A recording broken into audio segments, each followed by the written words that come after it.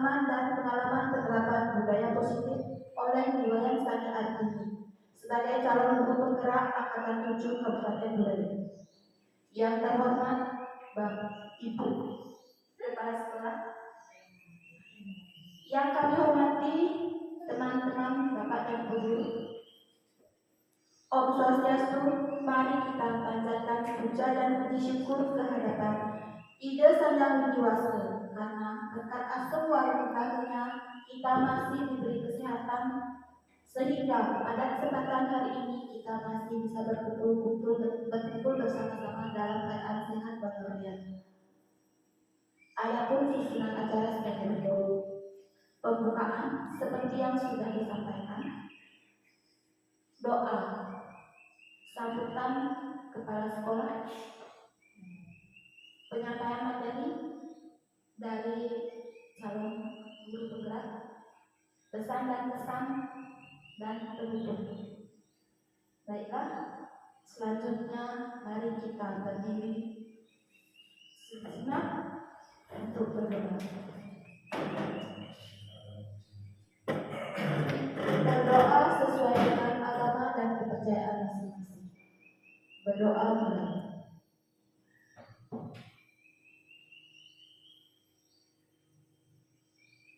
Selesai. Bapak dan Ibu dipersilakan duduk kembali. Sambutan dari kepala sekolah atau yang mewakili. Waktu dipersilakan. Baik, terima kasih atas waktunya. Om Swastiastu. Om Swastiastu. Berbahagia sekali kita di hari ini bisa berkumpul seperti ini. Jadi kita dalam rangka destinasi CGP Kabupaten Buleleng. Ini guru kita ini satu ini yang luar biasa ya. Jadi hal-hal yang perlu kita kembangkan ke depannya penting. Dan seperti ini penting bagi kita. Karena apa? Tuntutan zaman yang semakin maju dan semakin menuntut kita agar bisa mengembangkan diri dalam hal pembelajaran, baik itu menguasai lingkungan dan segala macam di bidang pendidikan. Ini sangat disarankan bagi kita. Jadi apa yang kita sebagai seorang guru atau teman-teman dari penyelenggara CGP ini, ya. Jadi kita perlu memberikan dukungan dan segala macam apresiasi kita terhadap kegiatan-kegiatan positif ini. Nah, dari sekian hal yang kita lihat, kegiatan-kegiatan yang disampaikan itu adalah merupakan suatu kemampuan dasar bagi guru untuk bisa mengembangkan diri ke depannya, memberikan motivasi terhadap teman-teman sebaya. Jadi sangat memotivasi kita untuk bisa menjadikan diri lebih terpacu dalam mengetahui, menguasai serta melaksanakan pendidikan ini sendiri. Nah, kedepannya harapan saya ini selaku wakil dari kepala sekolah menyampaikan bahwa mudah-mudahan kedepannya segala manfaat dari CGP ini mampu diterapkan di sekolah, baik itu di lingkungan sekolah sendiri maupun di lingkungan yang lainnya. Nah, ini akan selalu menjadi pedoman dan selalu menjadi panutan bagi teman-teman semua. Ini sebenarnya bagi guru CGP juga yang sekarang diikuti. Nanti mudah-mudahan kedepannya bisa dibagikan teman-teman pengetahuan dan segala macam hal yang bisa kita pelajari bersama. Ya. Oke, hanya sedemikian yang bisa yang sampaikan pada saat ini. Jangan lupa terima kasih banyak dan ditutup dengan para santri. Om Sati Sati Sati.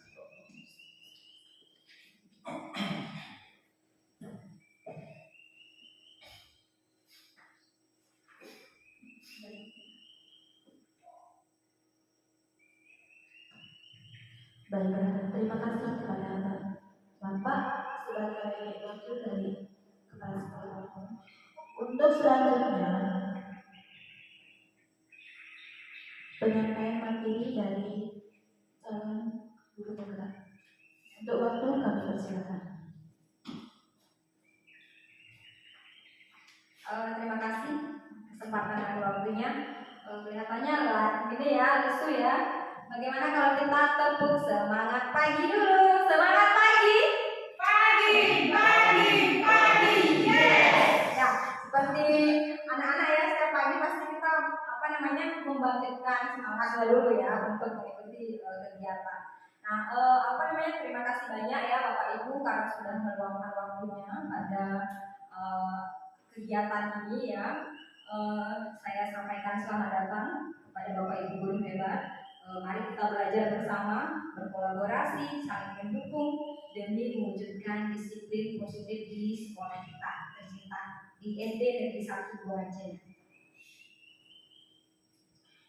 Ya, untuk kegiatan ini atau sebagai gambaran, saya sudah menyelesaikan modul 1 di pendidikan guru penggerak ya. Modul 1 ini ada 4 modul. Yang pertama ada filosofi pendidikan dari Ki Dewantara. Yang kedua ada nilai dan peran guru penggerak. Yang ketiga visi guru penggerak, dan yang modul 1.4 ini adalah budaya positif. Nah, pada kegiatan hari ini saya akan berbagi pemahaman dan pengalaman terkait penerapan budaya positif di sekolah. Dalam kegiatan berbagi ini, namanya saja berbagi ya, bukan berarti saya bermaksud untuk menggurui begitu ya. Mari kita berkolaborasi, saling melengkapi. Kalau misalkan ada kekeliruan, nanti silahkan bisa ditambahkan. Ya, pada slide mungkin Bapak Ibu sudah tidak asing lagi ya. Ada gambar siapakah? Ki Hajar Dewantara. Iya, Ki Hajar Dewantara, beliau adalah Bapak pendidiknya, Bapak Pendidikan Nasional kita ya. Nah, Ki Hajar Dewantara dengan filosofinya itu anak-anak hidup dan tumbuh sesuai kodratnya sendiri ya. Pendidik atau kita sendiri hanya dapat merawat dan menuntun tumbuhnya kodratnya. Ya, ini dianalogikan seperti seorang petani yang menanam padi misalnya, hanya dapat menuntun tumbuhnya padi. Ia tidak dapat ia dapat memperbaiki kondisi tanah, memelihara tanaman padi, memberi pupuk dan air, membasmi ulat dan jamur-jamur. Namun, ia tidak dapat mengganti kodrat padi itu sendiri. Ya, kodrat padi tidak bisa diubah menjadi jagung atau tanaman lainnya.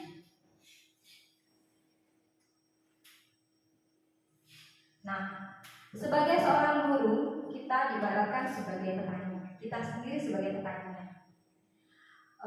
Guru atau seorang petani yang memiliki peran penting untuk menjadikan tanamannya tumbuh subur. Kita akan memastikan bahwa tanah tempat tumbuhnya tanaman adalah tanah yang cocok untuk ditanami. Pada saya sudah dilengkapi dengan gambar. Lahan pertanian itu diibaratkan sebagai sekolah. Kemudian petani adalah guru kita. Bibit padi itu adalah murid kita. Kita tidak bisa mengubah kodratnya. Kita di sini hanya bisa mengupayakan agar lahan pertanian ini cocok untuk tumbuh kembang dari bibit padi tersebut. Bagaimana caranya?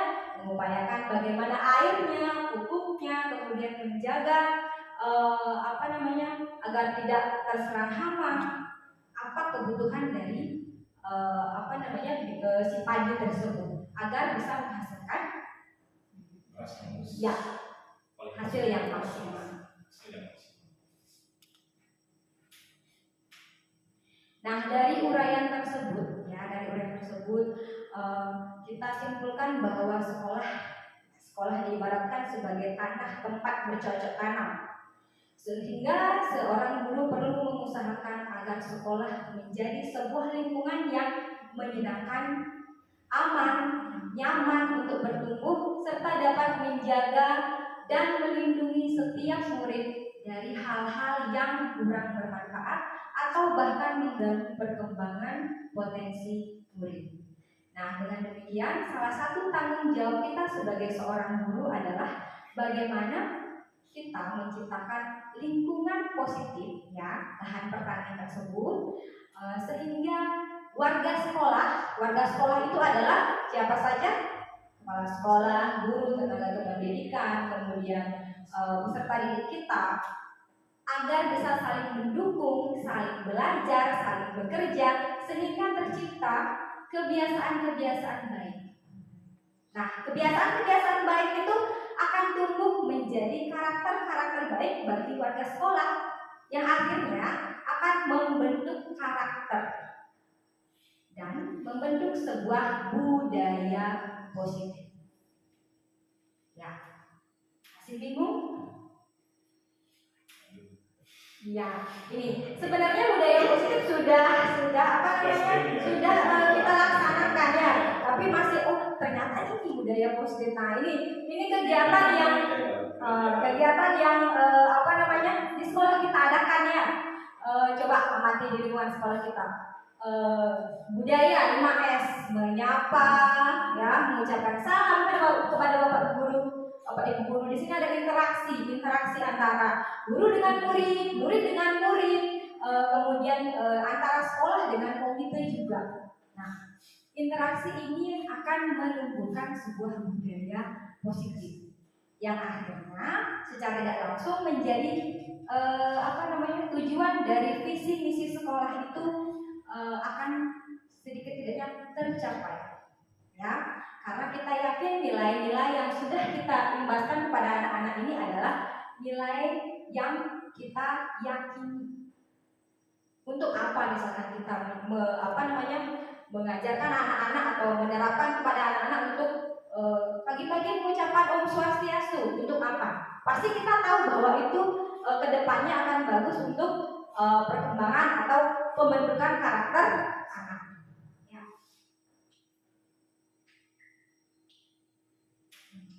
Nah, di sini ada pertanyaan pemantik dulu ya. Nanti saya akan Bapak Ibu guru silakan nanti dikira-kira dulu. Ini pertanyaan pertama, pertanyaan awal. Nanti setelah akhir sesi, apakah jawabannya akan sama seperti itu? Yang pertama, mendisiplinkan anak dengan hukuman dan anak harus dipaksa dulu, nanti akan terbiasa. Setuju atau tidak?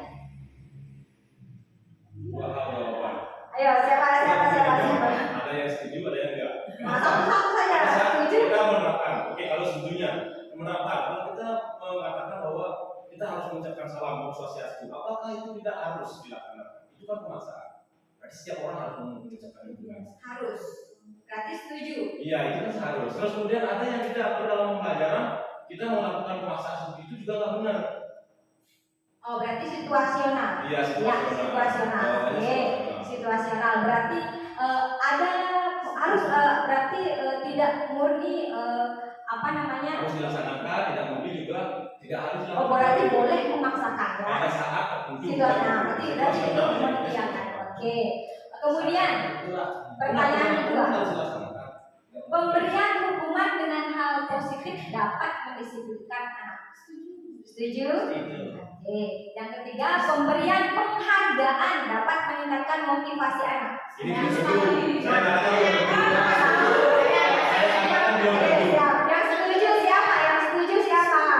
Yang setuju siapa? Belum tentu.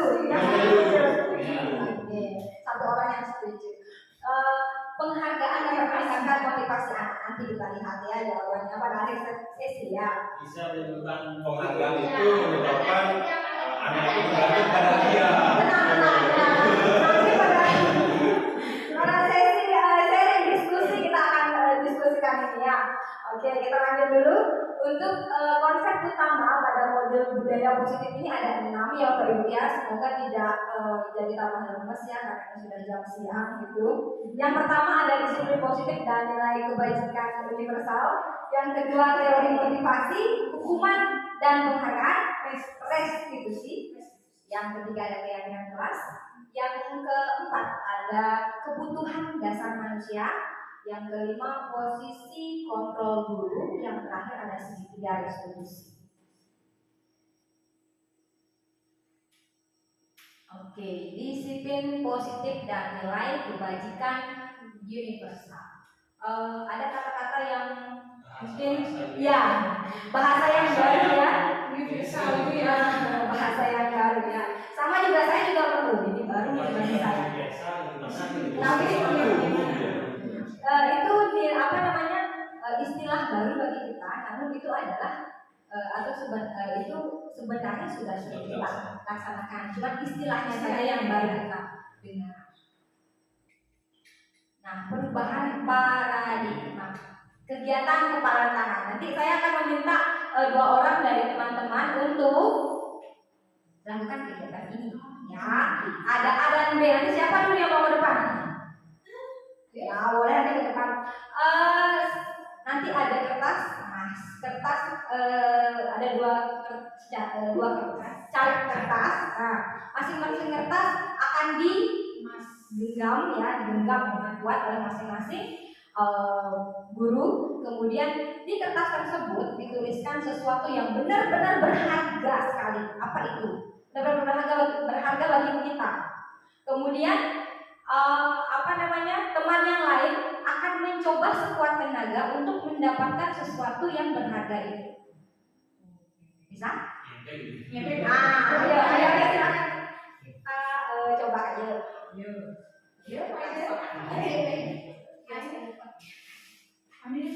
Ayo siapa yang mau ke depan? Kembali tangannya. Ada sesuatu yang berharga. Bagaimana caranya untuk agar mendapatkan ini? Saya agar mendapatkan itu. Gimana caranya? Dengan apa? Hello. Dengan kekerasan. Oke. Dengan apa lagi biasanya? Dengan kasih sayang. Ayo, coba aja mau kasih ya. Iya dong. Oke. Walaupun itu sesuatu yang berharga. Iya. Pada prinsipnya sesuatu yang berharga bagi kita pasti kita akan mempertahankannya, dan mungkin dalam posisi kontrol tertentu kita akan menyerahkannya kepada orang lain seperti tadi karena ada alasan tertentu karena ini teman sudah biasa diajak bolehlah kita. Tapi kalau dalam prinsipnya tidak. Ini sangat berharga. Mungkin dengan membujuk, mungkin dengan mengancam, merayu, ya, agar dapat membuka kepalan tangan Anda. Ya, sebenarnya di sanalah siapa yang bisa mengontrol tangan kita sendiri? Siapa yang bisa mengontrol ini punya saya, ini gini saya? Siapa yang bisa mengontrol? Diri sendiri. Orang lain bisa tidak? Tidak. Ya. Ya, selama ini kita meyakini bahwa sebagai seorang guru kita bisa mengontrol perilaku murid. Sama juga guru, murid punya kepalan tangan yang sama. Kita bisa nggak mengontrol murid dengan prinsip kepalan tangan tadi? Ya, begitulah. Sebagai orang yang lebih tua atau kita sendiri kan pasti lebih tua dengan murid. Kita berpikir bahwa kita bisa mengontrol murid, kita bisa memaksanya untuk menjadi seperti yang kita mau. Padahal itu bisa saja terjadi. Siswa bisa menjadi seperti yang kita mau dalam tanda kutip terpaksa. Atau pada saat itu murid mengizinkan untuk guru tersebut mengontrol dirinya sama seperti tadi. Karena ada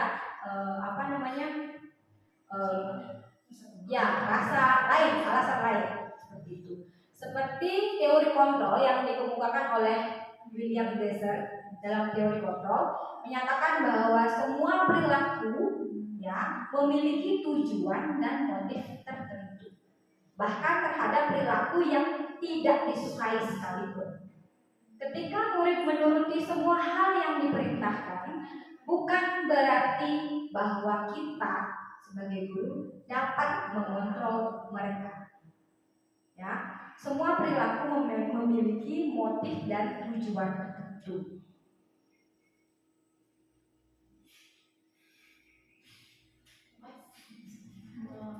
Ya, pada gambar sudah mudah-mudahan sedikit tercerahkan ya dengan adanya gambar. Ya, pada dasarnya kita tidak dapat memaksa murid untuk berbuat sesuatu jika murid tersebut memilih tidak melakukannya. Kan maksa nih.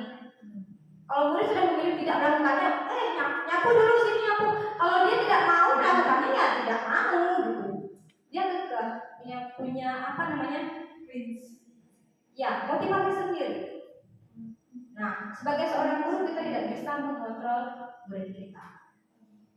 Nah, ini miskonsepsi tentang teori kontrol. Ilusi guru mengontrol murid. Bisa nggak? Benar nggak kalau sekarang misalkan sudah saya jelaskan seperti tadi, ilusi guru mengontrol murid. Bisa apa tidak? Guru mengontrol murid bisa apa tidak? Berarti ilusi ini Maya tidak nyata. Maksudnya guru mengontrol murid itu bisa apa tidak? Bisa. Bisa kita mengontrol murid. Bisa nggak guru mengontrol murid? Bisa. Dari penjelasan tadi. Bisa, tapi dalam keadaan terpaksa. Oke. Kemudian semua penguatan positif efektif dan bermanfaat. Penguatan positif ini maksudnya. Ayo dong belajar, nanti kamu biar pintar. Tidak semua. Nah, itu ya. Ternyata bagaimana? Bisa atau tidak? Masih belum tentu ya. Kemudian kritik dan membuat rasa bersalah mampu menguatkan karakter. Kritik membuat merasa bersalah. Kamu sih gitu aja nggak bisa. Gitu Nggak boleh ya. Kritik, tulisannya begini kayak ceker ayam. Lihat teman yang lain bisa. Kenapa kamu tidak bisa? Nah, itu bisa atau tidak? Belum tentu juga ya. Itu malahan akan apa? Menguatkan karakter atau tidak? Mematikan karakter anak. Ya. Kemudian yang terakhir, orang dewasa berhak memaksa. Nah, orang dewasa bukan hanya di sekolah, tentu di rumah juga begitu ya. Bapak ibu bersama anaknya di rumah bagaimana? Sering memaksa enggak? Iya, sama seperti saya juga begitu. Ada memaksa anak untuk menjadi seperti yang kita mau. Padahal itu belum tentu jangka panjangnya itu bagus untuk karakter anak. Nah, sekarang dari penjelasan tadi kita merubah paradigma kita dari stimulus respon menjadi teori kontrol. Stimulus respon, kita memberi stimulus dan merespon seperti apa yang kita inginkan menjadi teori kontrol. Stimulus respon, misalkan kita mencoba mengubah orang agar berpandangan sama dengan kita, sama seperti tadi, ya. Kemudian perilaku buruk dilihat sebagai suatu kesalahan. Padahal yang tadi saya bilang bahwa setiap perilaku itu memiliki apa? Motivasi dan tujuan tertentu. Dalam paradigma stimulus respon bahwa perilaku buruk dilihat sebagai suatu kesalahan. Namun dalam teori kontrol, setiap perilaku atau semua perilaku memiliki motif dan tujuan sendiri. Kemudian stimulus respon, orang lain bisa mengontrol saya. Kita ubah sekarang paradigma kita bahwa hanya Anda yang bisa mengontrol diri Anda. Sama juga seperti anak-anak. Ya, bagaimana caranya untuk mengontrol? Nanti di belakang saya. Kemudian saya bisa mengontrol orang lain. Bisa nggak kita mengontrol murid? Iya, dengan alasan terpaksa. Kemudian dalam teori kontrol prinsipnya Anda tidak bisa mengontrol orang lain. Kemudian pemaksaan pada saat bujukan gagal, maksa kita. Ayo kamu biar sesuai dengan keinginan kita paksa. Ini stimulus responnya, ada ini prinsipnya.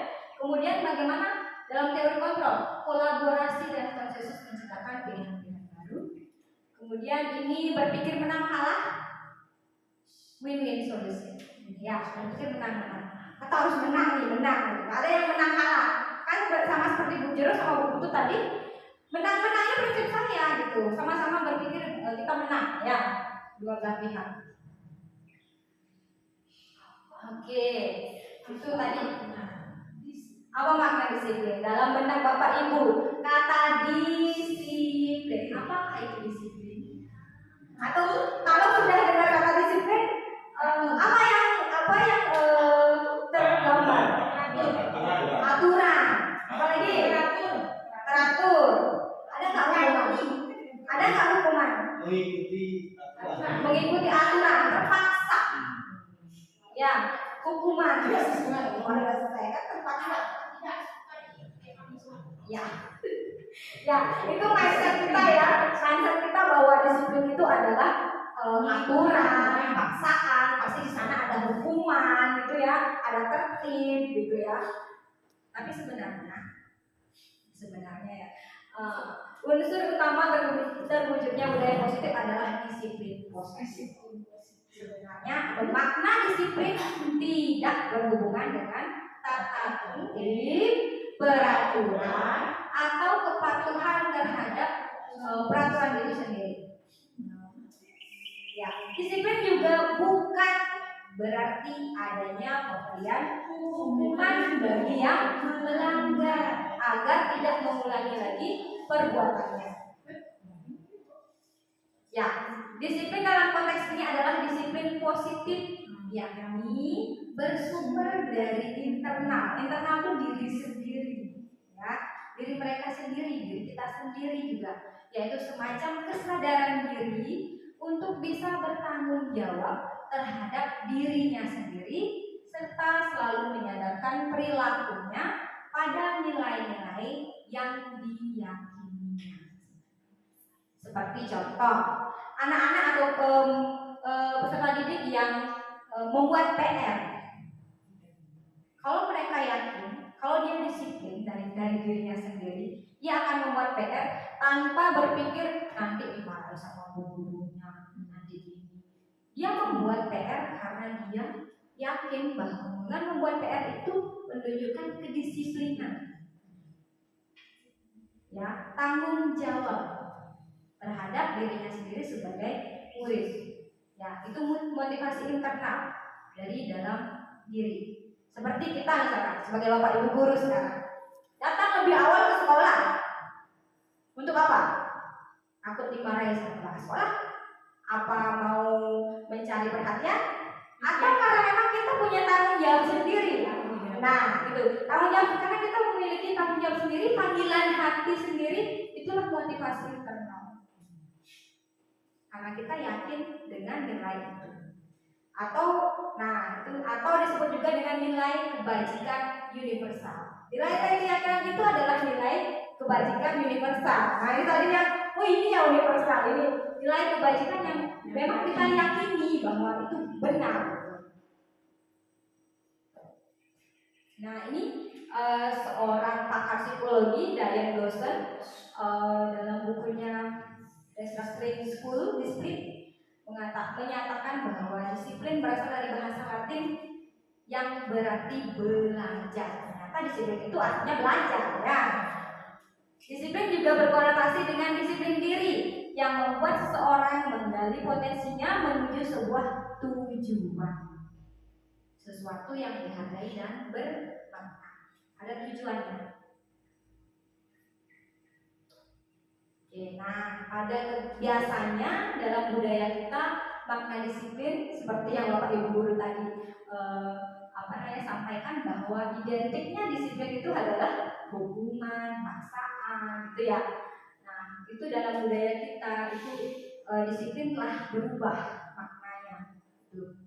Kecenderungan umum adalah menghubungkan kata disiplin dengan ketidaknyamanan, bukan dengan apa yang kita hargai untuk mencapai suatu tujuan ini.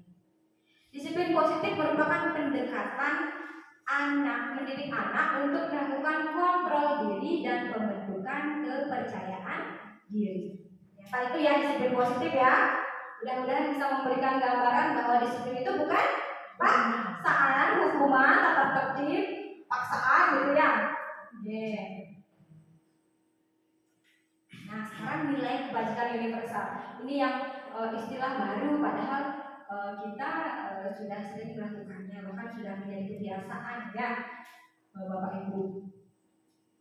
Nilai kebajikan universal. Nilai kebajikan adalah sifat-sifat manusia yang merupakan merupakan tujuan mulia yang ingin dicapai setiap individu. Nilai tersebut bersifat universal, ya, itu berlaku di mana dan tanpa melihat suku, agama, bangsa maupun latar belakang apapun.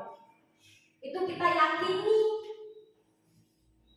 nilai itu secara universal. Semua manusia meyakininya tanpa ada agama ini meyakini ini, agama ini meyakini ini. Tidak.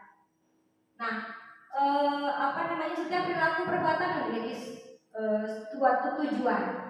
Kemudian contoh dari nilai kebajikan yang sudah kita lakukan adalah di profil pelajar Pancasila. Ya, mungkin sudah sering didengar, ada berapa? Ada 6, apa saja? Ya, berhak mulia, ini maaf kurang ya. Kemudian mandiri, bernakritis, berkepentingan global, bergotong royong, kreatif, teguh, belajar Pancasila, beriman dan bertakwa. Sampai aja ya. Oke, teguh. Bisa. Tidak menurut hierarki, tidak mesti harus berurutan seperti itu. Oke, diulang ya. Teguh. Halo. Belajar Pancasila. Beriman, berbineka global, mandiri, bergotong royong, bernalar kritis, kreatif. Ada 6 ya. Ada 6 itu. Biasanya kita setiap pagi selalu mengingatkan wali pada anak-anak ya, bahwa inilah nilai-nilai yang kita yakini bahwa itu memang benar adanya ya.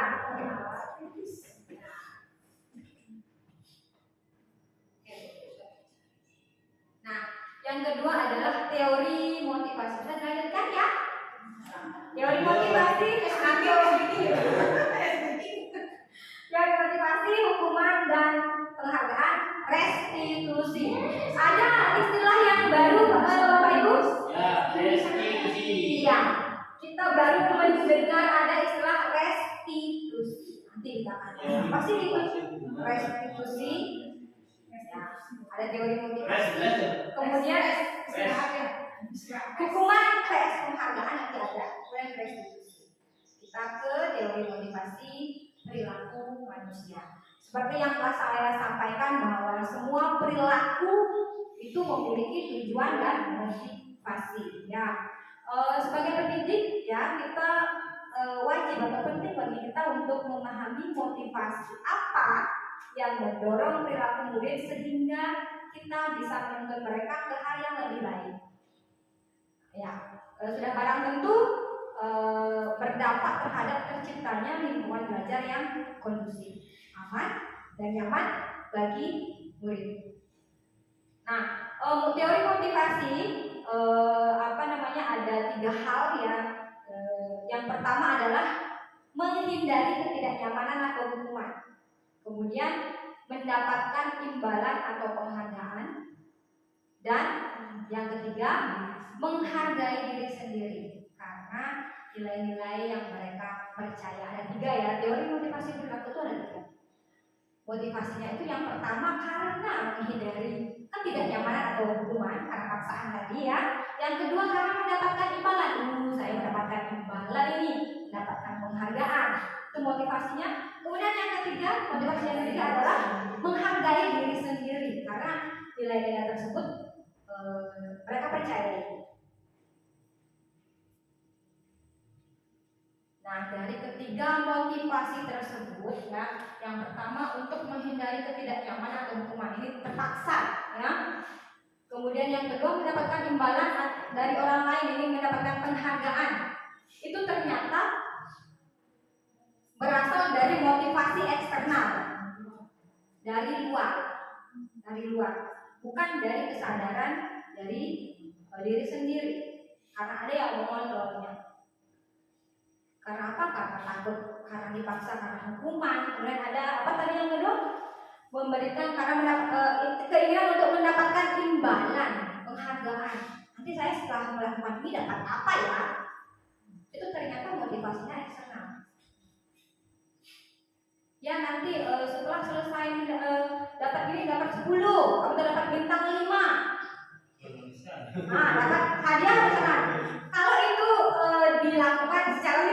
terus ya, jangka panjangnya itu nanti anak-anak kecenderungan dia motivasi internal kan kebiasaan. Jadi aduh nggak usah ya, nggak ada hadiahnya, nggak ada penghargaannya, malas jadi gitu. Ya, kemudian yang ketiga ini ya, motivasi yang ketiga untuk menjadi orang yang mereka inginkan, karena anak itu percaya akan nilai yang diyakininya. Nah, hal tersebut atau motivasi ketiga ini inilah yang menjadi tujuan dari disiplin positif, yaitu motivasinya memang berasal dari diri sendiri atau motivasi internal.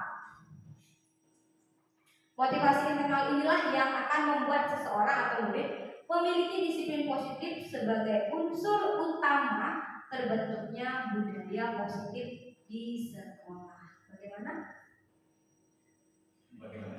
Iya, ya kita harus berubah. Ini kan dalam pemikiran kita nanti bagaimana kita kedepannya di sekolah berubah walaupun dengan sedikit demi sedikit. Yang penting kita sudah bergerak, sudah melakukan perubahan. Ya.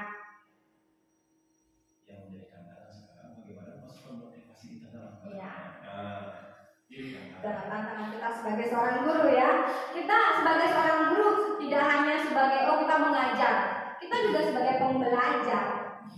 Pembelajar bagaimana kita mengasah diri kita. Ini saya tidak tahu bagaimana caranya. Bagaimana caranya ya jadi peneliti lagi. Apa? Trik apa? Strategi apa? Modal apa yang kita lakukan? Ya, betul. Nah, hukuman dan penghargaan. Nah, ternyata hukuman dan penghargaan itu seperti yang tadi saya sampaikan bahwa motivasinya adalah eksternal. Ya, memberi penghargaan sama dengan menghukum ternyata Bapak Ibu. Memberi penghargaan baik dengan kata-kata, dengan motivasi dari diri kita. Ayo ini nanti, anak jenggot, anak bagus. Ternyata dalam dapat berpengaruh jangka panjang yang tidak baik dan buruk. Jadinya dia gini, setiap kali melakukan sesuatu sama seperti saya sendiri mengalaminya. Saya harus mendapatkan motivasi dari orang lain, lalu saya bisa melakukan perubahan. Karena mungkin dulu ya kecenderungan saya apapun diberikan motivasi itu dari eksternal, bukan dari diri kita sendiri. Itu ya, pengaruh jangka panjangnya itu tidak baik atau buruk. Ya, ternyata penghargaan itu sama dengan menghukum anak secara tidak kelihatan ya. Kemudian ini karena jangka panjangnya kemudian tidak efektif. Penghargaan itu tidak efektif, merusak hubungan. Kemudian penghargaan mengurangi ketepatan, penghargaan menurunkan kualitas, penghargaan mematikan kreativitas. Ya, sama seperti yang saya sebutkan tadi, kalau tidak ada motivasi dari orang lain kita jadi nggak mau kreatif gitu. Ketergantungan. Penghargaan menghukum dan yang terakhir penghargaan mengurangi motivasi intrinsik.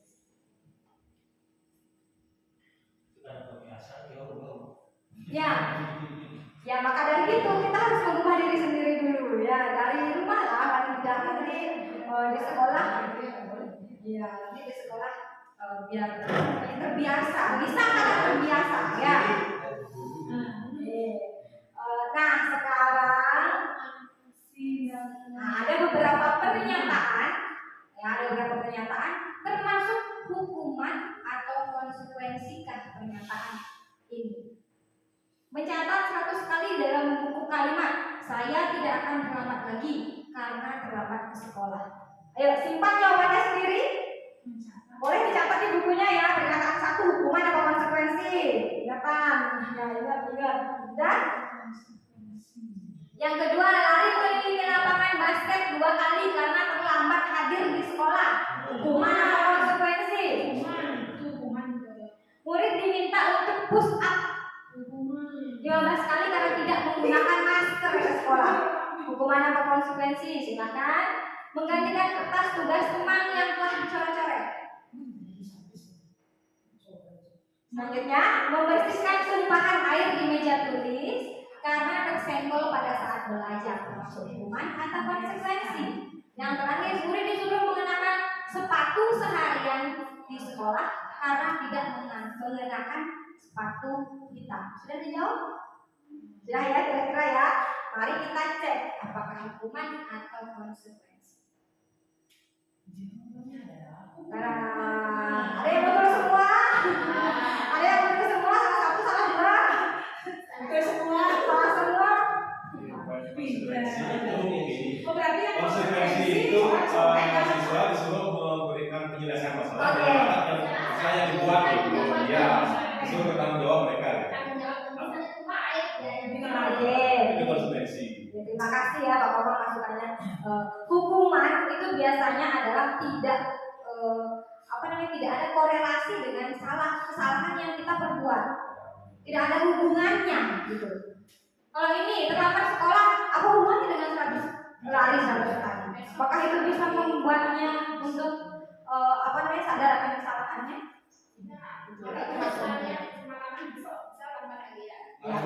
Ada yang meragukan ya di sini? Kok ini bisa gini? Ada yang meragukan? Menggantikan kata sudah semuanya apa coret-coret? Ya, konsekuensi dan ada hubungannya, ada korelasinya di sana.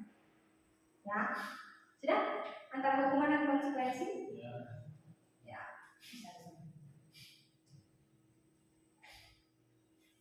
Nah, ini dia perbedaan hukuman dan konsekuensi.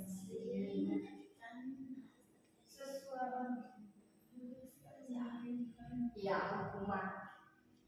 Hukuman itu bersifat paksaan ya. Paksaan dan biasanya bersifat mendadak tanpa ada perencanaan. Kalau konsekuensi anak tersebut sudah tahu aturannya, sudah ada dasar untuk memberikan konsekuensi, sudah ada dasarnya, sudah ada aturannya. Tapi kalau hukuman bersifat dadakan gitu dan tidak ada hubungannya dengan konsekuensi. Ya.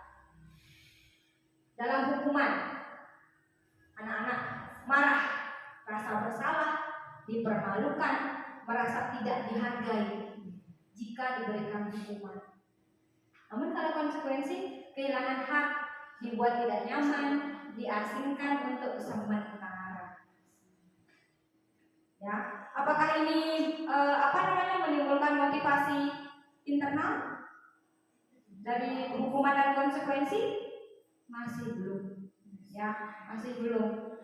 Karena ini ada kehilangan hak, ada sesuatu yang hilang dari dirinya dalam konsekuensi, walaupun itu masih ada korelasi. Nah, apa yang dipakai? Inilah yang dipakai. Hukuman tidak boleh. Konsekuensi masih belum bisa memunculkan motivasi internal atau identitasnya masih belum. Apa yang dipakai? Restitusi. Artinya, ya, restitusi adalah sebuah proses menciptakan kondisi bagi murid untuk memperbaiki kesalahannya, sehingga mereka bisa kembali pada kelompok mereka dengan karakter yang lebih kuat. Melalui restitusi, satuan pendidikan bisa membantu murid untuk mencapai tujuannya, menjadi sikap disiplin positif juga, dan memulihkan dirinya setelah merasa bersalah. Ya, restitusi ini sudah saya terapkan juga kemarin di kelas 5 ya. Kemarin saya ambil sampelnya si Dewa Niblo kemarin. Restitusi itu mengajak anak-anak untuk berdialog. Setelah mereka melakukan kesalahan itu, kita berdialog, memperbaiki hubungan, memperbaiki, dan anak-anak sendiri bisa memperbaiki kesalahannya sendiri tanpa kita yang menyuruh. Dirinya sendiri akan memunculkan, oh iya, saya seharusnya begitu. Kan bagaimana kita bisa menyadarkan kepada murid bahwa itu menyalahi nilai keyakinan yang mereka yakini. Ya.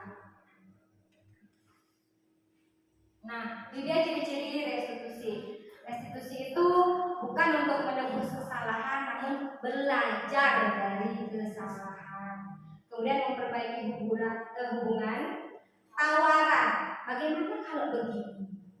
Kita bertanya dengan pertanyaan romantik nanti, tidak menjudge. Kamu ini kita tawarkan. Bagaimana kalau begini? Bagaimana kalau begini? Nanti dia kan berpikir kan, oh iya ya. Masih pilihan. Kita itu menyediakan pilihan-pilihan. Nanti anak itu tidak semua memilih sendiri, mana yang lebih baik dari pilihan yang kita berikan. Terima kasih Pak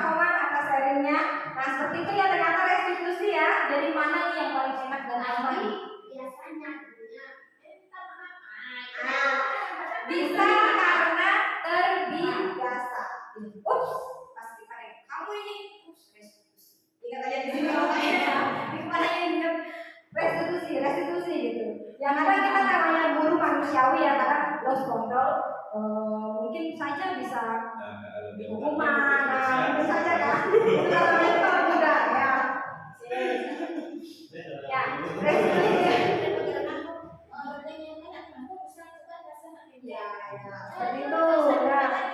Kita harus kontrol diri ya, kontrol diri. Gurunya dulu yang kontrol diri sebelum bisa mengontrol orang lain. Ya, tuh. Oke, nah ini dia kenapa hukuman, konsekuensi dan restitusi.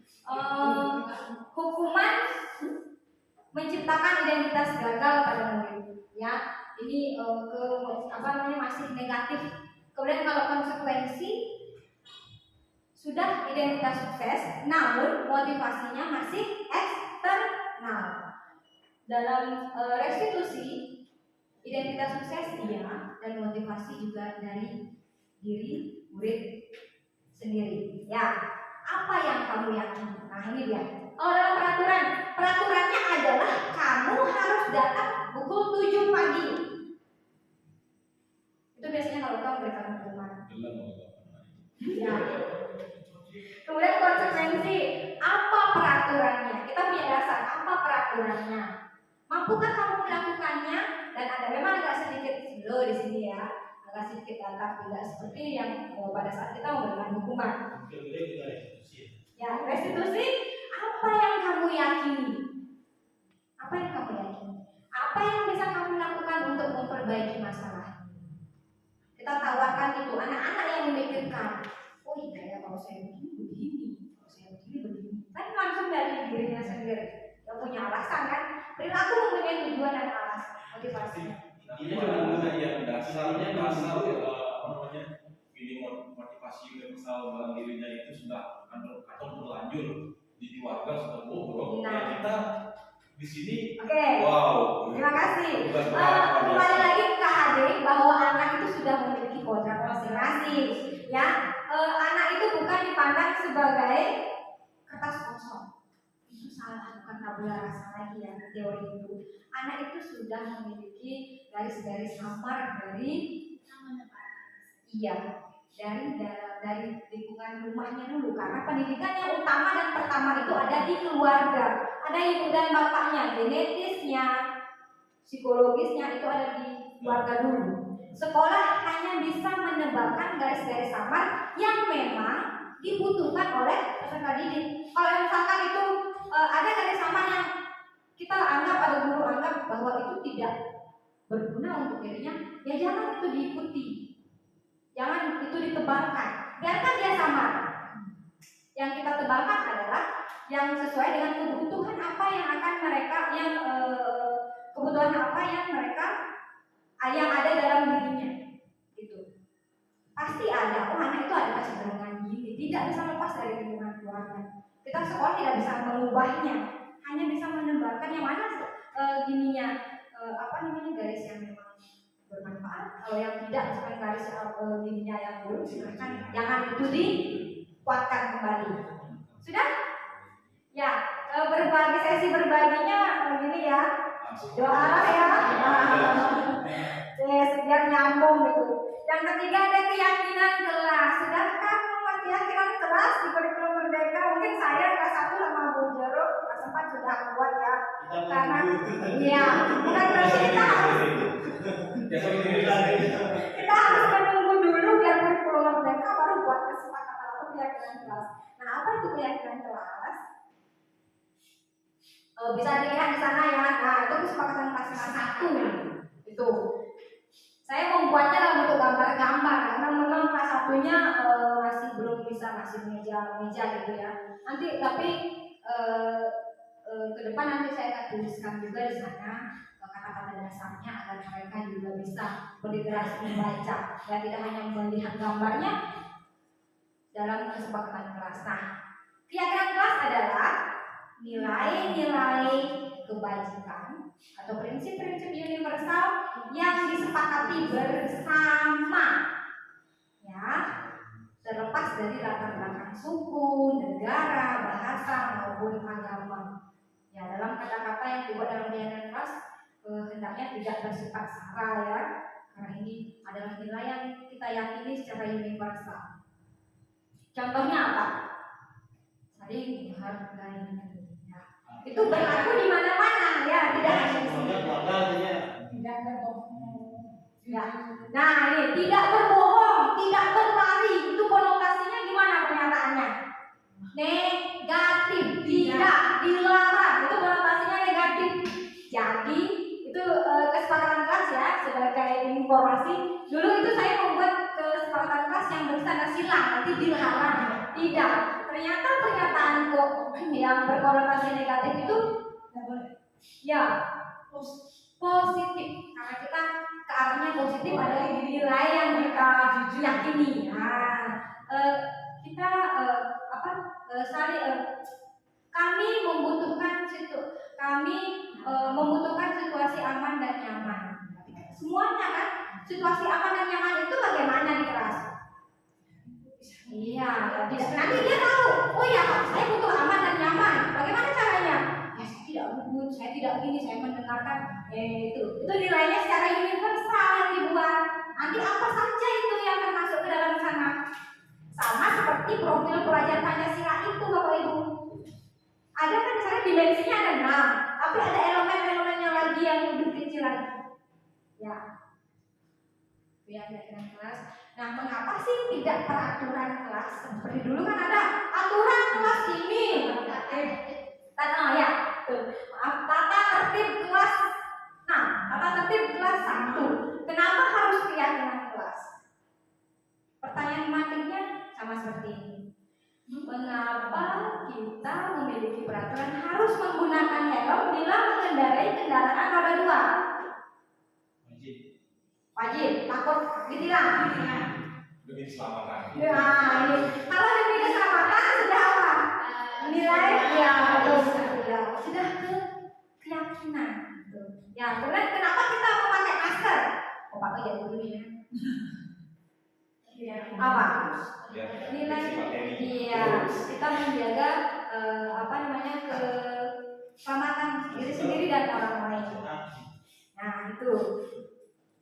Ini ada contohnya. Nah, untuk menemukan motivasi internal dari anak bisa dilakukan melalui pembiasaan positif serta pembentukan keyakinan kelas atau keyakinan sekolah. Keyakinan sekolah berarti itu berlaku di sekolah ya, semua warga sekolah. Kita belum melakukan ini ya. Nanti ke depan semoga kita bisa melakukannya bersama-sama, tidak hanya dari saya saja. Ya, saya juga butuh kolaborasi kerjasama dari teman-teman semuanya. Nah, ini dia kenapa keyakinan kelas bukan keperaturan. Ini contoh kata-katanya. Selalu kembalikan buku ke tempatnya. Keyakinan kelasnya tanggung jawab. Tanggung jawab itu kan masih universal ya.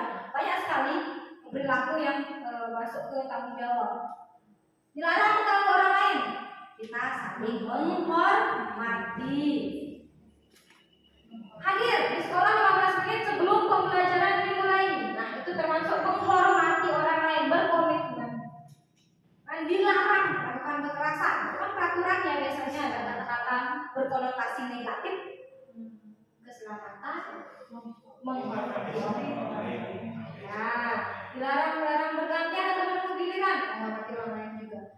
Nah, itu bisa membedakan sekarang mana peraturan dan keyakinan kelas. Kata-katanya nilainya itu lebih luas.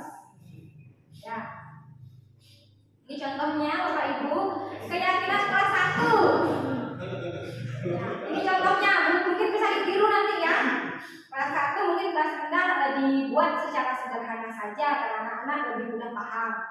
Kalau saya sendiri sih masih menggunakan gambar-gambar saja. Keyakinan kelas 1, setiap anggota kelas perlu belajar. Bagaimana? Kalau semua perlu belajar, berarti kalau ada yang mengganggu orang lain, dia sudah tahu saya melanggar keyakinan kelas.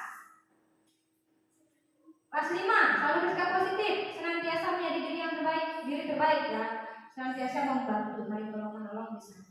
Di kelas 7 kalau kelas lebih tinggi biasanya nilainya lebih ini ya, kata-katanya lebih kompleks. Bisa. Caranya bagaimana? Sebentar, sekarang ya. Sekarang caranya bagaimana? Ada yang bertanya mungkin ya Pak Omar. Caranya bagaimana? Oke, caranya yang pertama, guru meminta semua murid di kelas untuk menuliskan apa saja aturan yang perlu disepakati bersama di kelas. Bukan dari kita sendiri, tapi dari anak-anak. Anak-anak perlu apa sih? Perlu apa di sini di kelas ini? Saya perlu belajar dulu.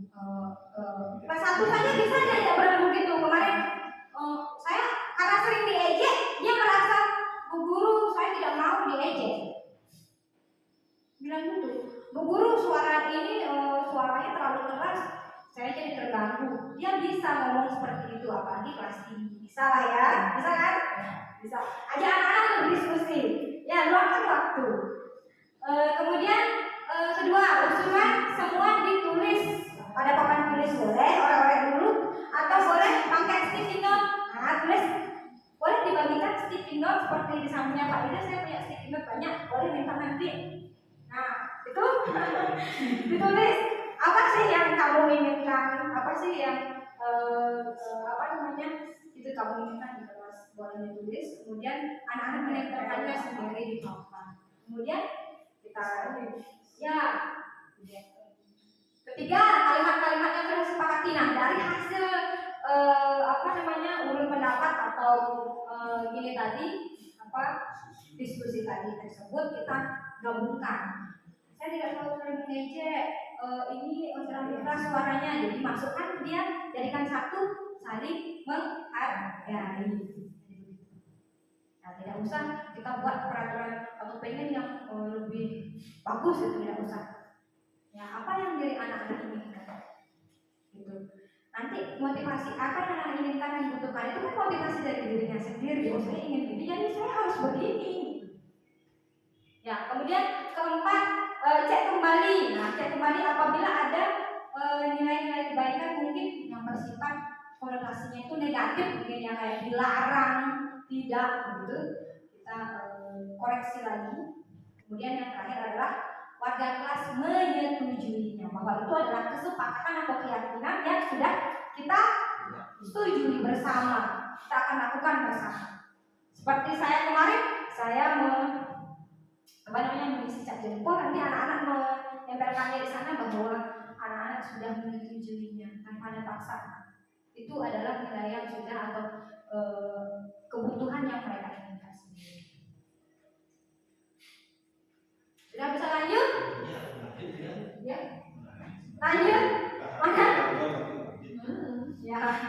Kebutuhan dasar manusia. Ada yang mau memberikan sedikit? Yo. Sudah nanti apa yang sedikit?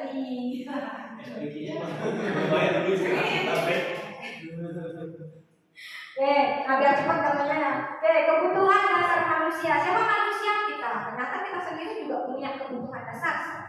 Ya, kebutuhan dasar manusia adalah apa? Asasi. Asasi ya Pak.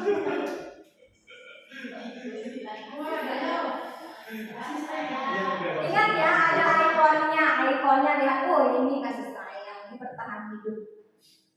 Kemudian penguasaan, ada kesenangan, ini balon ya, senang gitu ya anak-anak. Kemudian kebebasan dari itu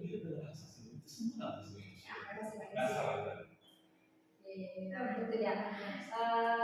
Kemudian yang termasuk kebutuhan hidup adalah kesehatan, makanan, rumah, sapapa, sandang, pangan, papan. Itu adalah kebutuhan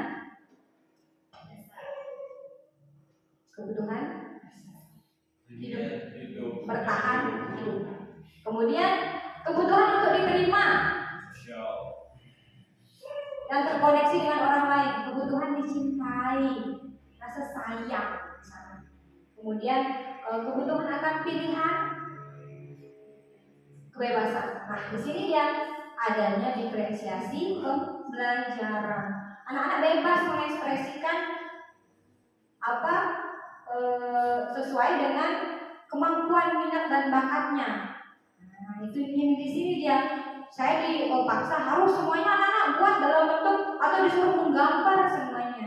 Walaupun anak-anak tersebut saya tidak mau menggambar atau temanya adalah lingkungan sekitar dengan menggambar saja semua. Ada yang anak-anak yang tidak bisa menggambar, dia maunya apa?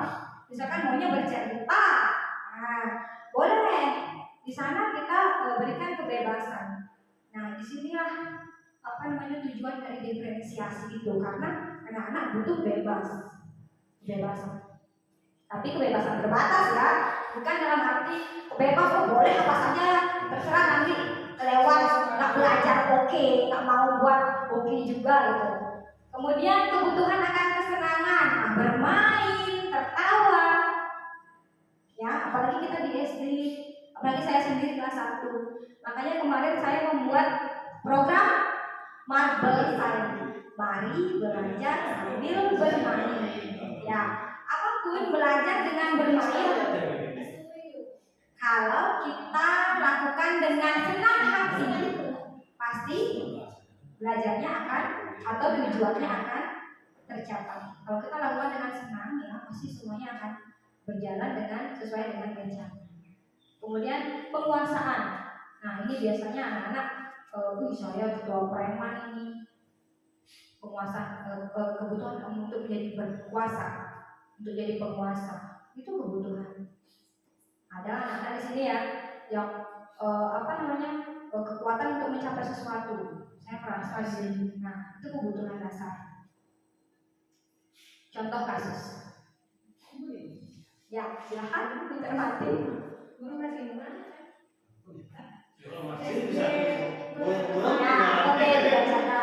Ibu Dewi, guru kelas 5 di SD Permai, sedang bingung menghadapi ulah salah satu murid di kelas bernama Agus.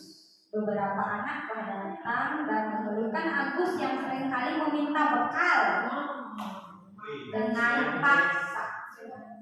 Jika Anda menghadapi situasi seperti Bu Dewi, apa yang akan Anda lakukan? Menurut Anda, apa alasan Agus melakukan hal itu? Apa yang pertama kali dilakukan? Ayo. Mengetahui alasan itu kenapa gitu. Mengapa mereka merebut makanan? Makanya mungkin dia nggak berbekal apa itu mungkin ada alasan tertentu bagi mereka sehingga dia itu melakukan hal tersebut. Disebut apa sebenarnya dia apa pendekatan apa namanya?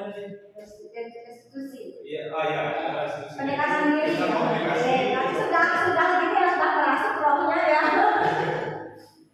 Ya, tidak hanya menurut kamu itu kan ngambil makanan teman, seperti itu kan biasanya gitu kan. Itu sesaat saja kalau lost control kan itu. Nah ternyata dalam menerapkan disiplin positif itu ternyata ada 5 alasan yang kemungkinan Agus butuhkan, ya, untuk kebutuhan hidup. Untuk kebutuhan hidup, Agus tuh memang benar-benar lapar, tidak dikasih bekal orang tuanya, kita kan tidak tahu ya. Kemudian kebutuhan akan kasih sayang, teman-teman Agus jadi memperhatikan Agus. Pernah nggak ini mencari perhatian dia, karena dia butuh kasih sayang gitu sebenarnya. Kemudian berpuasa, Agus merasa hebat karena teman-temannya jadi takut, malah dia senang nih. Cuma dia takut sama saya, saya merasa hebat. Ya, fisiknya itu kebutuhan. Kemudian ini kebebasan. Agus merasa bosan karena bekalnya itu aja, jadi dia pengen yang lain. Yang terakhir, kesenangan Agus anaknya iseng kan nyandain jempal bu, gitu kan. Kayak Roni, dia bilang iseng kan nyandain. Itu tidak dapat kita pungkiri karena itu adalah kebutuhan dasar manusia.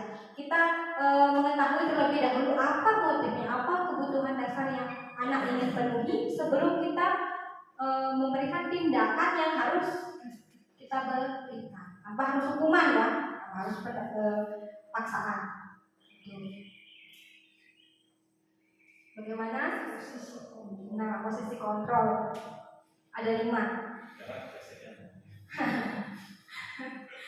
Terima kasih sudah mengingatkan. 5 posisi kontrol guru ya.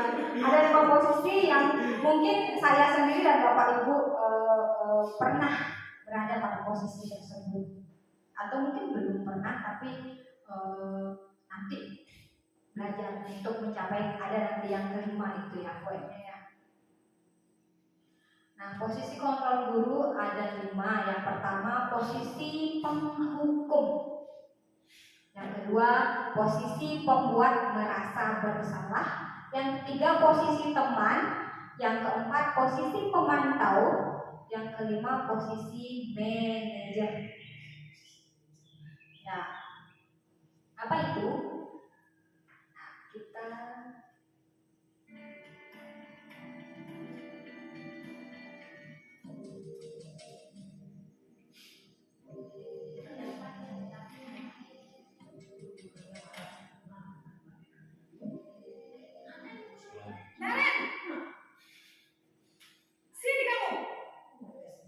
ini posisi penghukum ya. Selamat pagi Bu. Selalu terlambat. Kamu deh, pasti terlambat. Maaf Bu, saya Apa? Apa coba? Alasan kamu apa lagi? Kapan sih kamu tidak terlambat? Malas sekali ya kamu jadi anak. saya Dasar pemalas. Gak kapok-kapok sih kamu. Sudah berapa kali terlambat? Pernah. Sana, kamu keliling lapangan basket.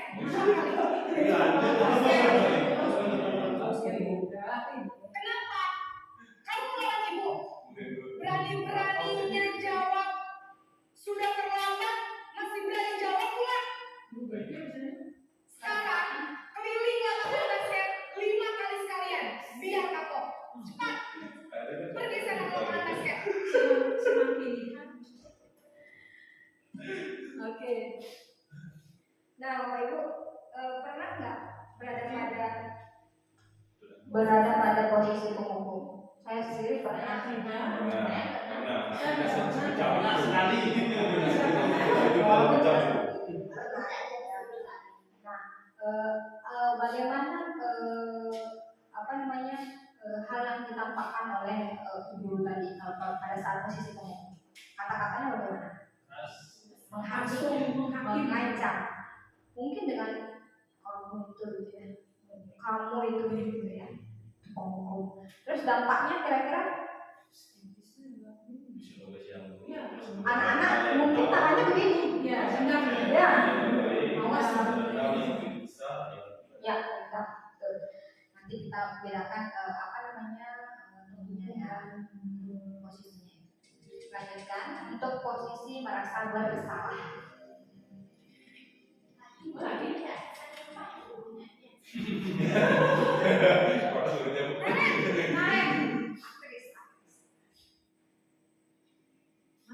Selamat pagi Bu.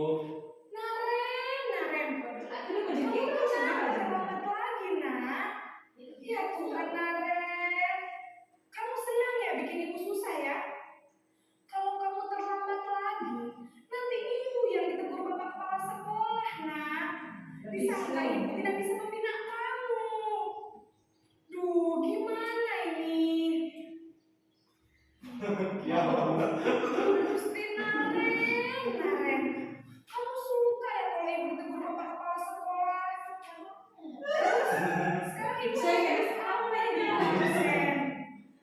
Ini kamu sudah sering terlambat loh. Ibu harus apa coba? Maaf Bu.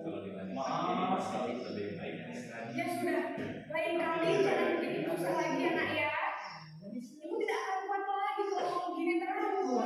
Bisa jadi nanti saya kuat ditegur bapak kepala sekolah.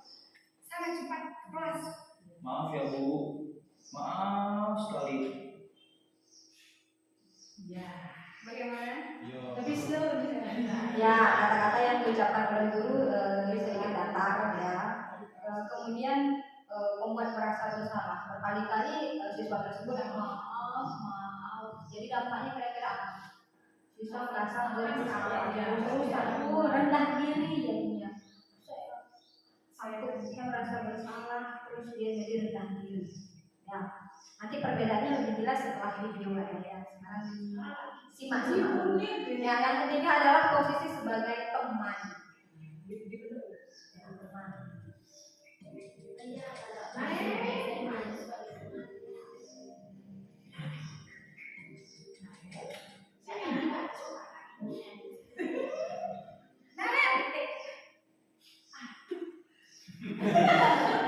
Lagi Bu. Wah, sudah jam berapa ini nak? Terlambat lagi ya sayang. Iya Bu, habis ibu saya belum bangunkan saya Bu. Kamu malah menyalahkan ibu kamu. Kamu bukannya anak yang larinya paling kencang. Kok terlambat sih? Iya Bu, saya memang terlambat bangun tadi. Jadi biarpun saya lari kencang, tetap gak kencang Bu. Ya sudah sana. Nanti lain kali larinya lebih kencang lagi ya. Biar gak terlambat lagi. Bikin seneng ibu. Demi ibu. Bisa kan? Bisa Bu. Ya sudah sana masuk kelas. Ibu beresin urusan absen kamu. Kamu ini ada-ada saja. Kasih ya Bu. Kasih ya. Ya, pada posisi teman ini situasinya akrab ya, situasi teman. Nah, di sana ditandai dengan ayolah kamu bisa gitu gitu. Ya, namun di sini sudah sedikit lebih baik. Namun motivasinya itu masih berasal dari eksternal. Dia masih bergantung sama ibu guru. Ya, masih bergantung. Mau diabsenin seperti itu. Ya, kita lanjutkan ke posisi pemantau atau monitor. Apakah kenyang tadi? Silakan. Paling gede bangun. Lah. Ya, ice breaking dulu. Kemarin Bu Putu membawa ini adalah sebagai abjad ya, A, B, C, D sampai Z ya, A sampai Z ya, lalu itu shock. Nah, hari ini saya pergi ke Singaraja. Lagi 2 hari saya pergi kemana? Saya pergi ke Ambon. Hari ini saya pergi ke Singaraja. Lagi 2 hari saya pergi ke Ambon. Ada sini itu. habis tes apa? Beda tidak deh. Di depan. Depan. A-nya B sekarang itu. Hari ini saya pergi ke Singaraja. Lagi 2 hari saya pergi ke Semarang. STU. Lagi 2 harinya. Oke, hari ini Bu Jero membawa ember. Lagi 2 hari Bu Jero membawa apa? Tas. Caranya. Betul. Hari ini Bu Jero membawa ember. Lagi 2 hari Bu Jero membawa galon. Galon. Oh, galon. Ini jadinya ya. Nah,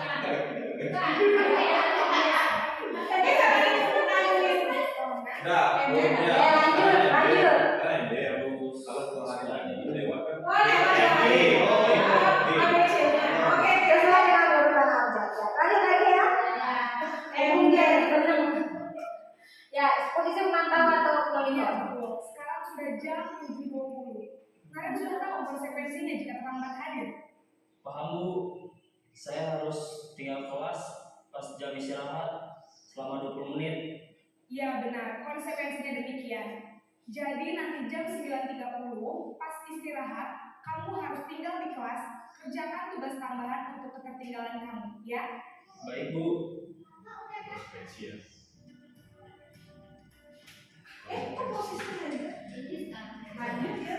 Ya, posisi monitor. Jadi memantau. Masih dipantau lagi sama Bapak Ibu gurunya ya kalau posisi memantau itu.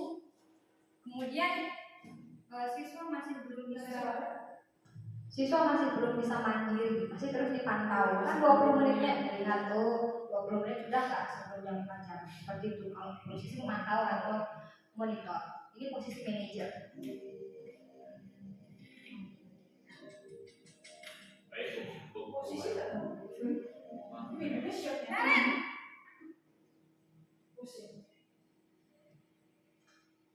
Selamat pagi Bu. Selamat pagi Naren. Maaf Bu, saya terlambat. Iya, sekolah masuknya jam 7, sekarang sudah jam 7.20. Jadi sekarang bagaimana ini Naren? Maaf Bu, saya lupa setel alarm saya semalam. Baiklah, menurut kamu, keyakinan sekolah yang mana yang perlu kamu tingkatkan? Menghargai diri sendiri dan orang lain mungkin ya Bu. Setuju. Jadi, apakah Naren meyakini prinsip saling menghormati tersebut? Iya Bu, saya meyakininya. Apakah Naren bersedia memperbaiki masalah keterlambatan ini? Bersedia Bu. Bagaimana kamu akan memperbaiki masalah keterlambatan ini? Saya akan coba untuk tidak lupa menyetel alarm saya Bu. Baik, kalau Naren lupa menyetel alarm di rumah, ada orang yang kira-kira bisa bantu mengingatkan tidak? Ada Bu, kakak saya, Kak Emma. Ada lagi selain Kak Emma? Selain Kak Emma, ada ibu saya. Baik, jadi yang mengingatkan Naren adalah Kak Emma dan ibu kamu ya? Kira-kira akan mulai set alarm kapan nih Naren? Setelah pulang sekolah, akan segera saya lakukan. Baik, jadi Naren akan setel alarm untuk bangun besok pagi dan akan diingatkan oleh kakak dan ibunda Naren ya. Ada lagi yang mungkin perlu dilakukan Naren agar tidak terlambat bangun lagi. Tidak ada Bu. Baik Naren, terima kasih untuk kerjasama kamu. Sekarang kamu perlu kembali ke kelas untuk belajar. Baik Bu, terima kasih. Nah, itu ya, itu posisi manajer. Apa namanya, solusi itu siapa yang memberikan? Siswa. Iya, dari sisi sendiri ya. Dia memperbaiki kesalahannya itu dari mana? Dari sisi sendiri ya. Itu posisi manajer. Nah, ini bisa dilihat ya. Kita udah lihat dari jauh-jauh mau ke posisi Ya, nanti akan dikirimkan filenya ya. Ya, setelah tadi ini ringkasan bahwa perbedaan antara kelima posisi tadi, saya kira sudah cukup jelas ya tadi perbedaan antara lima posisi tadi ya. Jadi penghukum, posisi penghukum membuat rasa bersalah, posisi menjadi teman, posisi menjadi pemantau atau monitor, dan terakhir posisi manajer. Dari kelima posisi itu kira-kira yang idealnya yang mana Pak Ina? Kalau saya sebagai gabungan, kalau sebagai teman dan manajer. Oke. Kebiasaannya kita berada pada posisi mana? Kebiasaannya dulu penghukum. Oke. Gak apa-apa, itu refleksi diri. Gak apa-apa, tidak disalahkan, refleksi diri. Kalau kita sudah sadar, oh ini penghukum, jadi saya harus bagaimana ke depannya? Penghukum sudah tahu. Ya, saya hukum. Ya, saya kecenderungan juga berada pada posisi penghukum. Iya. Saya juga pernah berada pada posisi itu. kondisi udah bisa Emosinya los kontrol. Ya, terus kontrol. Manusiawi. Tapi tetap manajer gitu ya. Suara klasik memang itu logat untuk pada saat berbicara itu memang keras kan beda situasi menghukum dengan suara yang karena logat kita. Ya, karena karakter suara kita. Nah, kadang ada anak-anak yang memang di rumahnya dia tidak bisa mendengar kata yang keras, kata-kata yang mengambil. Kemudian kita maunya sama seperti anak di kelas 1, gugur marah-marah aja kerjaannya. Kemudian ada salah satu di antara mereka yang bilang, Bu Guru nak saya galak, cuma tegas. Nah, saya tidak menyalahkan hal itu karena memang di rumahnya sekali lagi anak itu tidak kelas kosong, kelas kosong ya. Dia sudah membawa kebiasaan-kebiasaan yang ada dari rumahnya. Mungkin di rumahnya biasanya dia mendengar di rumahnya percakapannya itu seperti keras, seperti ada salah satu murid saya, jadi di sekolah dia ngomongnya itu padahal dia maunya biasa tapi dengan agak sedikit tinggi. Nah itu namanya kebiasaan. Nah ini yang terakhir ya, segitiga restitusi. Restitusi tadi kan sudah tahu kan, restitusi itu ada apa, hukuman, penghargaan, restitusi ya. Nah restitusi itu ada tiga tahap, makanya disebut dengan segitiga restitusi. Yang pertama menstabilkan identitas, dua validasi tindakan yang salah, yang ketiga menanyakan keyakinan ya.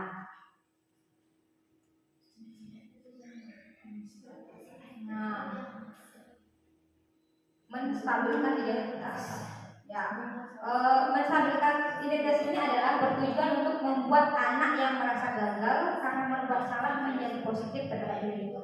Biasanya guru berkata berbuat salah itu hal yang manusiawi, seperti lost control tadi kan, manusiawi. Tidak ada manusia yang sempurna. Bapak, ibu guru juga pernah berbuat salah.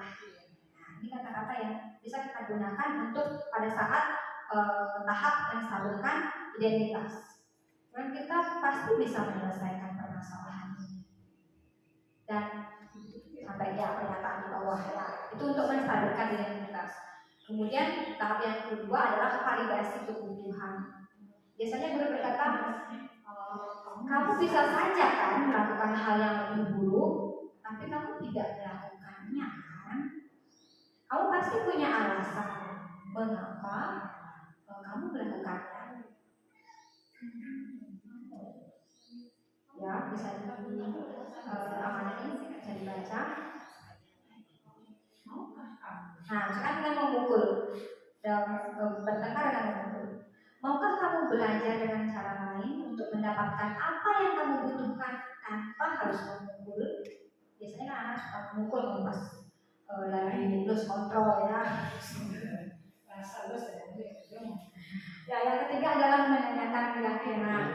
Menanyakan keyakinan bertujuan untuk melihat kesalahannya, kemudian dihubungkan dengan nilai-nilai yang yakini. Ya, seperti Naren tadi pada saat posisi manajer tadi. Apa nilai yang kita percaya? Apa nilai yang kita yakini? Apa nilai yang kamu yakini? Nah, ini dia kenapa kita harus membuat keyakinan kelas atau keyakinan sekolah sebagai dasar bahwa kita sudah membuat persetujuan bahwa itulah ya, itu memang yang dia butuhkan sebenarnya. Makanya tadi kenapa sih harus keyakinan ini sebagai dasar nanti?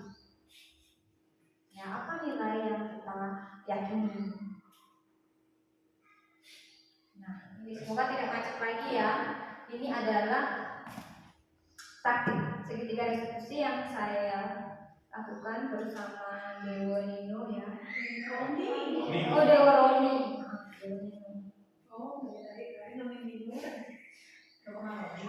Gimana Roni? Bagaimana kabarnya? Baik Bu. Nah, kalau bisa sampai dulu di sini kantor sampai dulu. Saya dilaporkan mengenai tadi saya hanya bercanda dan menangis. Setiap orang, setiap mungkin teman-temannya Roni juga senang bercanda dan itu juga senang bercanda, kan? Ya Bu. Namun, Mama Ayu kenapa bisa sampai nangis? Ayo. Saya bercanda kelewatan Bu sampai membuat Mama Ayu menangis. Saya mengajak Mama Ayu.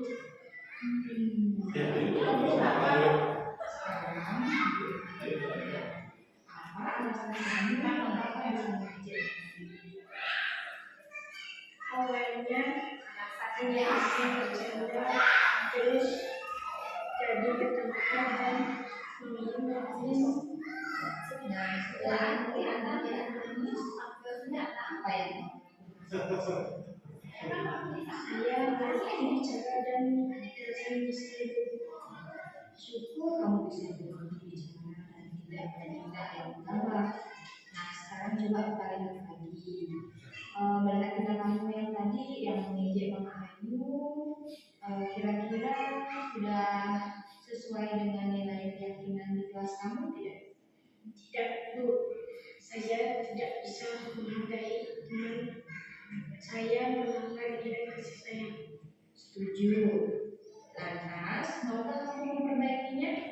Mau. Nah, bagaimana kira-kira langkah kamu ke depan untuk memperbaikinya? Saya meminta maaf sama Mama Ayu dan tidak mengulangi lagi. Saya berpikir dulu sebelum bisa Jadi, disuruh pada ke sana soalnya. ya, setelah kamu Nanti kesadaran jadi harus tersebut, kira-kira kamu akan menjadi orang yang seperti apa? saya akan lebih nyaman dan disenangi teman. Oke, baiklah. Sekarang kamu sudah bisa kan menyelesaikan masalahnya sendiri, sudah tahu jalan keluarnya. Sekarang silahkan kembali ya.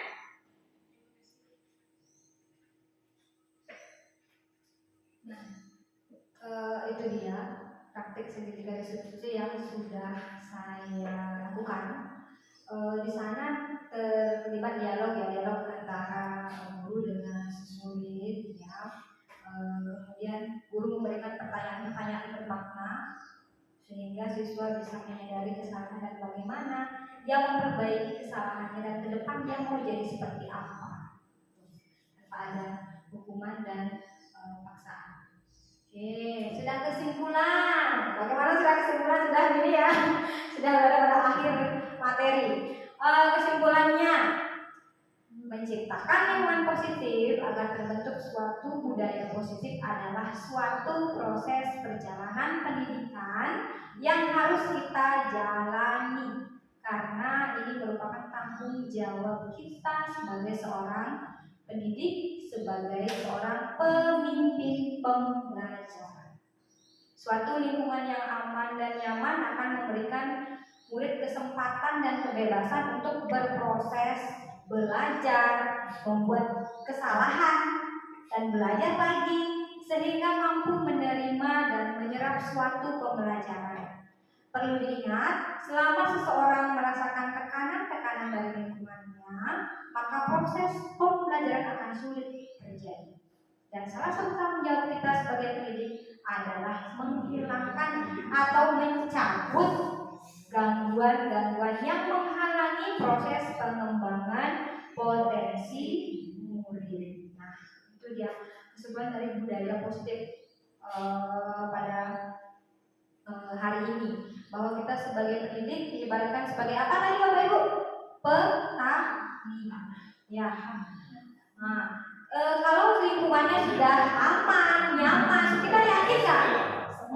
Kalau lingkungannya sudah, sekolah kita sudah aman, sudah nyaman, Bapak Ibu yakin nggak pembelajaran akan berlangsung dengan baik? Yakin, pasti, ya. Siapa yang menciptakan lingkungan positif nanti? Saya, semua, kita sendiri, saya warga sekolah. Ya. Bagaimana kita memulainya dari hal yang terkecil dulu. Perubahan tidak harus yang harus besar, harus besar ya. Kita mulai dari yang kecil dulu. Misalkan ya. Bagaimana ke depan mau membuat ini kelas 2, kelas 3, 5, 6? Siap? Iya. Sambil jalan lakukan ya perubahan sedikit demi sedikit. Dan kemudian, nah ini ambil kain batik di dalam bagasi, batik tulis sutra berbagai motif. Mari kita praktik segitiga restitusi sebagai awal budaya positif. Terima kasih. Ya, terima kasih. Kegiatan diseminasi kali ini sudah berlangsung 2 arah ya, artinya teman-teman juga nyambung jadinya. Oh iya, kita sama-sama berefleksi ya. Bagaimana kita kemudian ke depannya saya harus bagaimana setelah ini, semoga ada perubahan. Walaupun perubahan itu tidak besar seperti atau kita membandingkan dengan sekolah lain, apa yang kita bisa lakukan? minimal di kelas dulu ya, di kelas dulu kita sama-sama belajar, saling mengingatkan ya, saling mengingatkan, oh iya gini caranya gini, kan masuk menggurui. Terima kasih, sudah tidak terasa 1 jam lebih, 1,5 jam lebih ya diskusi kita dalam kegiatan ini. Kemudian waktu tadi untuk penyampaian materi, saya kembalikan ke moderator. Demikian tadi penyampaian diseminasi dari calon guru penggerak kita, sangat luar biasa. Ayo berikan tepuk tangannya. Ya, ya kalau begitu mari kita akhiri dengan para santi. Ya, santi.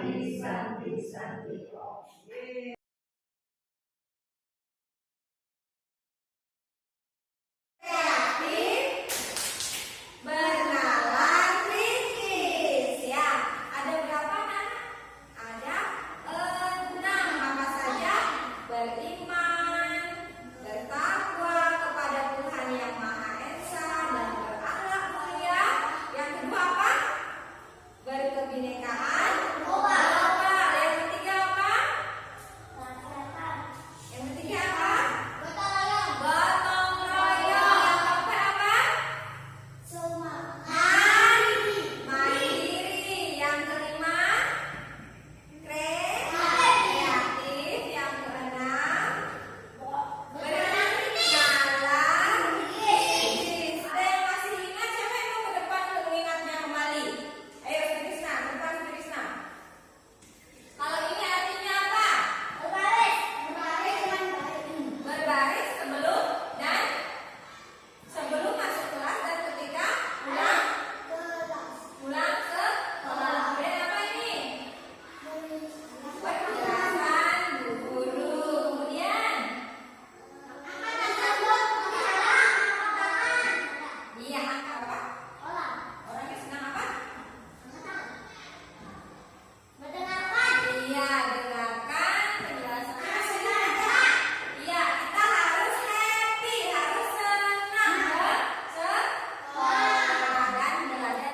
Kita sepakati bahwa kesepakatan kelas itu ada yang mau ditambahkan tidak? Ada yang mau ditambahkan? Ada yang mau ditambahkan? Apa itu? Apa tambahin unit itu? Apa dari uang? Apa ada yang kurang? Oh iya, tidak boleh mengejek teman. Itu sama artinya dengan kita saling menghargai. Nah, dari kesepakatan kelas itu, buat apa sih kita buat kesepakatan kelas itu? Untuk apa sih? Nanti kalau sudah ada kesepakatan kelas itu, kelas kita menjadi bagaimana sih?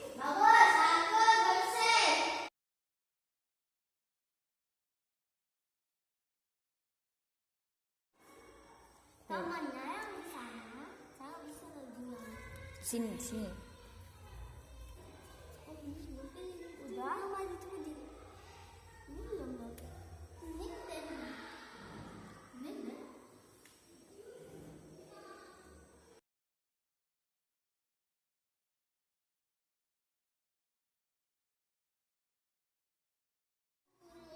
Ya, Om Swastiastu Budi. Bagaimana perasaan Budi setelah ada kesepakatan kelas? Senangnya seperti apa? Kelasnya jadi Bersih, terus teman-teman jadi baik. teman-teman jadi baik. Biasanya diapain sama teman-teman? Dikencanin. Kalau dikencanin itu berarti melanggar keyakinan apa ya? Kalau dikencanin, keyakinan kelas yang mana? Apa itu? Itu apa itu? Kesepakatan kelas ya. Coba tunjukkan gambar yang mana yang kamu tahu, yang mana artinya, coba. Apa artinya? Ini gotong royong. Ya, gotong royong bersama-sama. Saling menolong teman. Dan Kreatif, pinter. saling menyayangi. Saling menyayangi. Paling sebutan apa itu? Saling Mati. Yang paling beten, yang paling bawah apa? Kita semua bahagia. Oke, terima kasih ya Budi. Selamat pagi Lanang. Bagaimana perasaan Lanang setelah ada kesepakatan kelas yang sudah kita sepakati? Bagaimana perasaannya sekarang? Baik. Baiknya seperti apa? Teman-temannya nggak galak. Teman-temannya nggak galak lagi. Biasanya diapain sama teman-teman? Dijagur. Nah, itu melanggar keyakinan kelas nggak? Terus bagaimana? Kalau menjagur itu melanggar atau tidak sesuai dengan kesepakatan kelas? Tidak. Apa yang dilanggar di sana? Tidak saling menyayangi. Yang mana saling menyayangi di kesepakatan kelasnya? Coba tunjukkan sama ibu yang mana saling menyayangi. Yang mana saling menyayangi? Yang mana? Iya, berarti tidak boleh ya bertindak kekerasan. Saling mengejek boleh? Tidak. Oke. Terima kasih. Ucapkan terima kasih Lanang. Ya, selamat pagi Kapten Yudi. Bagaimana perasaan Yudi setelah kita membuat kesepakatan kelas sebagai sebuah keyakinan? Bagaimana perasaannya? Bagaimana perasaan saya? Perasaan saya senang. Senangnya seperti apa? Senang sama teman-teman. Terus kelasnya menjadi seperti apa? Kelasnya menjadi rapi dan bersih. Itu saja. Apakah kelasnya menjadi aman dan nyaman?